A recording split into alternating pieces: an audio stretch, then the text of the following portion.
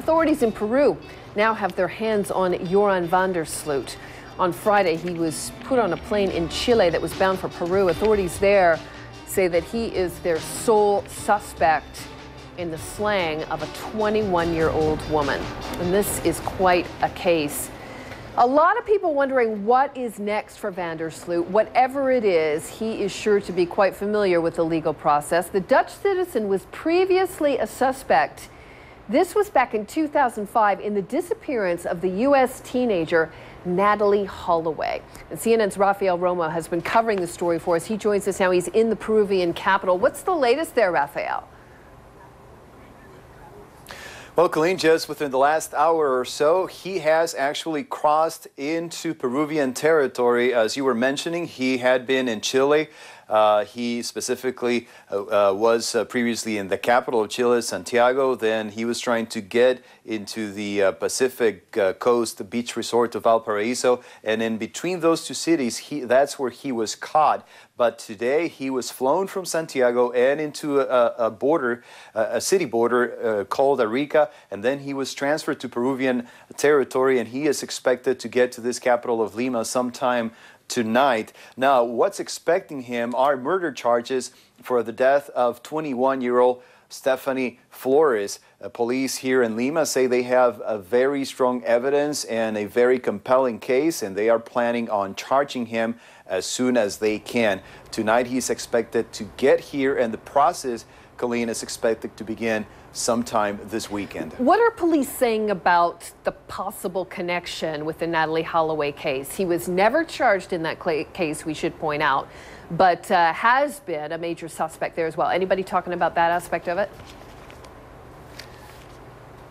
Not so much police, Colleen, but the family. I spoke with the family of Stephanie Flores today, and they're pointing out the similarities between the two cases, beginning with the fact that both murders were committed on May 30th, the first one in 2005, this one this year in 2010.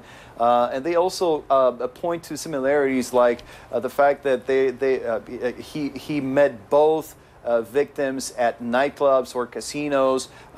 He befriended them, and then the details are a little sketchy, and of course he has yet to be found guilty. He has to undergo a trial here, but when you talk to the family of Stephanie Flores, there's no doubt in their mind, that's the impression you get, that there's no doubt in their mind that this is the men responsible for the death of the 21-year-old college student, Colleen. All right.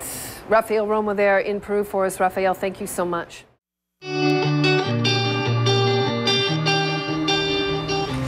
Peru may be the last place on earth Joran van der Sloot wants to be, but the 22-year-old Dutch man is now in Peruvian custody. He is being questioned by border police after arriving from Chile. Van der Sloot will face charges in the slaying of Stephanie Flores. The young woman's body was discovered Tuesday in a Lima hotel where van der Sloot had been staying. He will be flown to Lima tonight.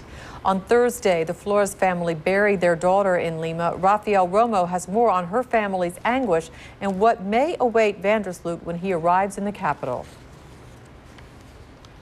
The parents of Stephanie Flores said their final goodbye at her funeral. As her family and friends mourned her death, they also learned the news of the arrest of the prime suspect in her murder, Joran van der Sloot. We were trying to reach her. We thought it was she was kidnapped.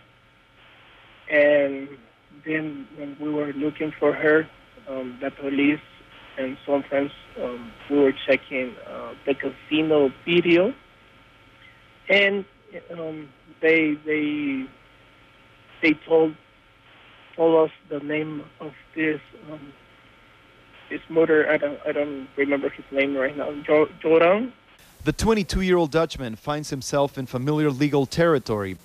He was arrested twice and questioned about the disappearance of American teenager Natalee Holloway exactly 5 years ago in Aruba. In each case, van der Sloot was the last person known to see the victims alive. But unlike the Natalee Holloway case, Stephanie Flores' body was found. La causa de la muerte es traumatismo. She suffered blunt trauma to the head, breaking her neck, and to her torso and back. Those are the conclusions of the autopsy. van der Sloot was arrested in Chile on Thursday as he traveled in a taxi on Highway 68, which connects the capital of Santiago and the beach resort city of Valparaiso. Friday morning, Chile sent him back to Peru to face charges. If he's found guilty of murder, van der Sloot could spend the next 35 years of his life in prison.